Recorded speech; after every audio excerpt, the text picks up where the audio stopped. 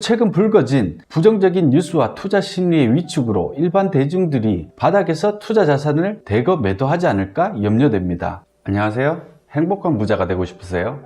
이너프입니다. 지난 주말에 한바탕 난리가 났었죠. GDP 쇼크가 발표됨에 따라 정부도 욕을 엄청 먹었습니다. 그런데 여러분, 실컷 욕하고 나서 기분이 좀 좋아지셨나요? 그냥 욕하고 막연히 두려워한다고 우리에게 남는 게 없죠. 이번 영상에서는 재테크를 하시는 분들을 위해 새로운 시각으로 지난주에 있었던 내용들을 정리해 볼까 합니다. 이것저것 복잡하고 전문적인 내용들은 최대한 풀어서 설명하고 최소한의 것들만 담기 위해 노력했지만 아무래도 경제에 관한 이야기라 좀 딱딱하고 어려울 수 있습니다. 그래도 앞으로 한국 경제가 어떻게 흘러갈 것인가, 재테크 시장에서 우리는 어떻게 대비해야 할 것인가에 대한 실마리를 제공해 줄 수 있는 내용들입니다. 끝까지 봐주시면 좋겠습니다. 그럼 시작하겠습니다. 구독, 좋아요 눌러주세요. 지난 25일 한국의 1분기 실질 GDP 성장률이 마이너스 0.3%로 2008년 금융위기 이후 최저치를 기록함에 따라 언론이 한바탕 난리가 났습니다. 금융위기 이후 최악의 GDP 쇼크다. 외국 기관들을 중심으로 한국의 경제 성장률 목표치를 대폭 낮추고 있다. 성장률 쇼크로 환율이 급등했다. 외국인 자금들이 대규모 이탈하면 어쩌지? 이러다 경제 위기가 오는 거 아니야? 등등 연일 시끄러웠습니다. 비관론 일색이었죠. 혼란스러우시죠? 반대로 26일 발표된 미국의 깜짝 GDP 성장률은 전 세계의 부러움을 샀습니다. 일부 언론에서는 대통령 잘 뽑은 미국이라는 표현까지 노골적으로 써가며 한바탕 호들갑을 떨기도 했습니다. 결국 미국 증시는 사상 최고치로 마감을 하였습니다. 그런데 시장이 주목한 것은 미국의 깜짝 실적이 아니라 오히려 소비와 투자가 여전히 부진하다는 점에 있었습니다. 따라서 연준이 당장 금리 인상에 나서지는 못할 것이라는데 시장의 뜻이 모아졌기 때문에 증시가 사상 최고점을 기록한 것이죠. 어떤가요? 시장 반응이라는 것이 참 복잡하고 예측하기도 어렵죠. 여러분은 우리나라의 1분기 경제 성장률 쇼크를 뉴스로 접하고 어떤 생각이 드셨나요? 시장의 비관론이 넘쳐나니 당장이라도 주식이나 부동산 등을 팔아서 현금으로 보유해야 할 것 같으세요? 만약 그걸 실행에 옮기신 분이시라면 앞으로 계속 가난해질 가능성이 큽니다. 혼란스러우신가요? 자, 그럼 지금부터 하나하나 점검해 보도록 하겠습니다. 우리나라는 왜 최악의 GDP 성장률을 기록했을까요? 그래프는 분기별 경제 성장률 추이입니다. 최악의 성장률이라고 했지만 작년 1분기에 기록한 마이너스 0.1% 수준과 크게 다르지 않습니다. 이에 더해 이주열 한국은행 총재는 크게 두 가지 측면에서 문제의 원인을 설명했습니다. 첫째는 반도체 경기가 둔화되면서 수출과 설비 투자 모두 하락했다는 사실입니다. 실제로 설비 투자가 전기 대비 마이너스 10.8%를 기록하는 등 큰 폭으로 하락했습니다.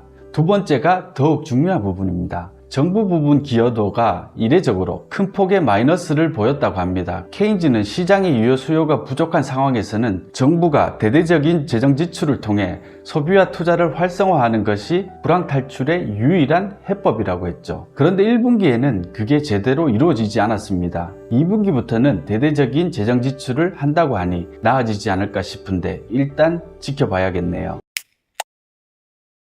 이번에는 크게 언급되진 않았지만 사실 우리나라는 전통적으로 불경기 때마다 건설 경기를 활성화시켜 GDP를 끌어올렸습니다. 이번에 성장률 쇼크라 불릴 정도로 나쁜 수치가 나온 데에는 부동산 경기 침체가 상당한 역할을 했습니다. 시장에서는 부동산 규제 기조에 변화가 필요하다는 목소리가 한층 커지고 있지만 정부는 여전히 단호합니다. 부동산 시장 안정을 위해 주택시장의 규제 완화는 절대로 불가하다는 입장을 고수하고 있습니다. 쉽게 바뀌지 않을 것 같습니다. 대신 교통망과 같은 사회 인프라 사업은 좀 더 탄력을 받지 않을까 조심스레 예측해봅니다. 이번에는 해외 기관들이 우리나라 성장률 전망을 어떻게 보고 있는지 살펴볼까요? S&P는 2.4% 전망치를 유지한 데 반해 무디스와 노무라 증권은 각각 2.1%와 1.8%로 전망치를 대폭 낮췄습니다. 반면 한국은행은 기존 2.5% 성장률 전망치를 유지하고 있습니다. 여기서 우리가 주목해야 할 부분은 한국은행이 성장률 전망치를 맞추기 위해 완화적인 통화정책을 사용할 가능성이 한층 커졌다는 거예요. 금리 인하의 가능성도 배제할 수 없다는 이야기가 나오는 까닭입니다. 그러면 이쯤에서 이런 의문이 들죠. 왜 한국은행은 성장률 전망치를 조정하지 않는 거야? 도대체 무슨 근거로? 한국은행이 밝힌 근거는 크게 세 가지입니다.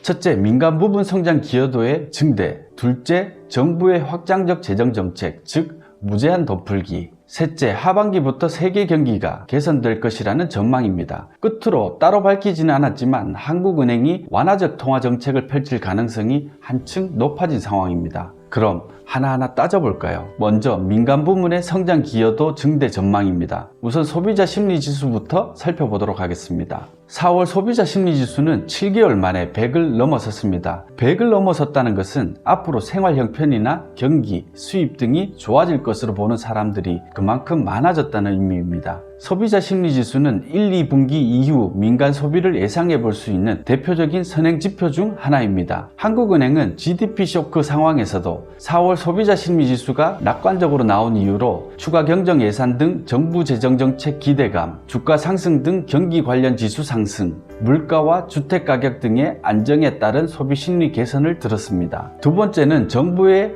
확장적 재정정책입니다. 정부는 매년 세금이 얼마나 들어올지, 즉 세입을 전망한 뒤 여기에 맞춰 나라 돈의 지출 계획을 세웁니다. 세입이 전망보다 너무 모자라면 써야 할 때 못 써 난리지만 너무 넘치면 쓸데없는 세금을 걷어들였다는 얘기가 되는 거죠.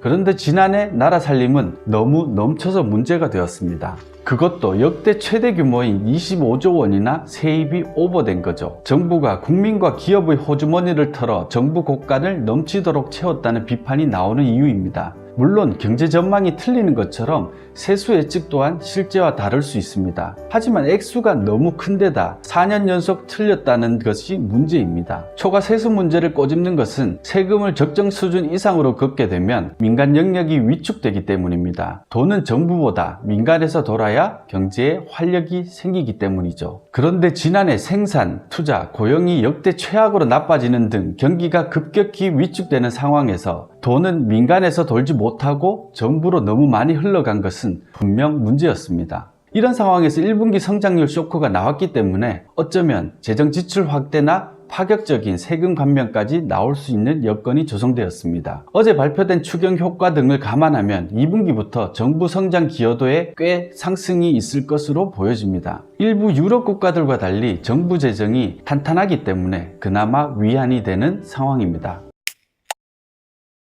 세 번째는 올해 초 부진한 출발을 보였던 미국과 중국 경제가 당초 예상했던 것보다 호전된 흐름을 보이고 있어 글로벌 경기의 개선 기대감도 조금씩 높아지고 있다는 겁니다. 우리의 최대 수출국인 두 나라의 경제가 나쁘지 않아 다행입니다. 골드만삭스는 적어도 2021년까지 미국은 2%대 성장이 가능할 것으로 예측하고 있습니다. 더불어 미국과 중국의 무역전쟁도 마무리 국면에 접어들고 있어 글로벌 경기가 한층 개선될 것이라는 전망에 힘이 실리고 있는 상황입니다. 세계 최대 경제 대국인 미국이 2%대 성장을 이어갈 수 있다는 것은 글로벌 경제에 상당한 의미를 가집니다. 끝으로 한국은행의 완화적 통화정책에 대한 전망입니다. 한국은행이 직접 밝히고 있진 않지만 이번에 노무라 증권은 한국의 정책당국이 경제 성장률을 지키기 위해 거시정책을 조정할 것으로 전망하고 있습니다. 구체적으로 한국은행이 2020년 1분기 말까지 두 차례에 걸쳐 기준금리를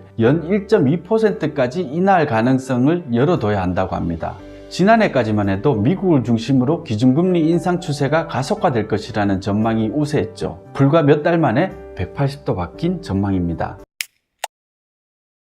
세계 각국의 통화 정책 방향도 크게 다르지 않습니다. 글로벌 경제의 둔화가 지속됨에 따라 호주는 5월 기준금리 인하 가능성이 대두되고 있고 캐나다 중앙은행은 금리 인상 가이던스를 삭제했습니다. 일본은행도 내년 봄까지 초저금리를 유지한다고 선언했고 스웨덴도 금리 인상 시점을 연기했습니다. 이제 글로벌 유동성은 축소가 아니라 다시 확장 쪽으로 추세를 전환하는 것으로 보여집니다. 마지막으로 환율 급등에 대해 살펴볼까요? 먼저 달러 인덱스입니다. 달러 인덱스는 세계 주요 6개국의 통화에 비해 달러화가 얼마나 강해졌는지 조사를 한 것입니다. 즉 파운드, 유로, 엔, 캐나다 달러, 스위스 프랑, 스웨덴 크로나에 비해서 달러가 얼마나 강해졌는지를 조사한 것이죠. 최근 미국 경기가 기타 선진국들에 비해 안정적으로 성장을 거듭했기 때문에 엄청나게 달러를 풀었음에도 달러 인덱스는 오히려 강세를 보이고 있습니다. 그만큼 미국 경기가 좋다는 반증이겠죠. 이번에는 원달러 환율 추이입니다. 1분기 성장률 쇼크로 환율이 다소 오르긴 했지만 일부에서 호들갑을 떨고 있는 것처럼 위기 상황은 아닌 것으로 보여집니다. 변동 환율은 경기 조절 기능이 있습니다. 환율이 오르면 수출 기업들의 채산성이 높아져 수출 경쟁력이 올라가게 되는 거죠. 그런데 일부 사람들이나 언론들은 급등이나 급락이라는 단어를 너무 자주 사용하는 것 같습니다. 이런 것들에 휘둘리지 않기 위해서는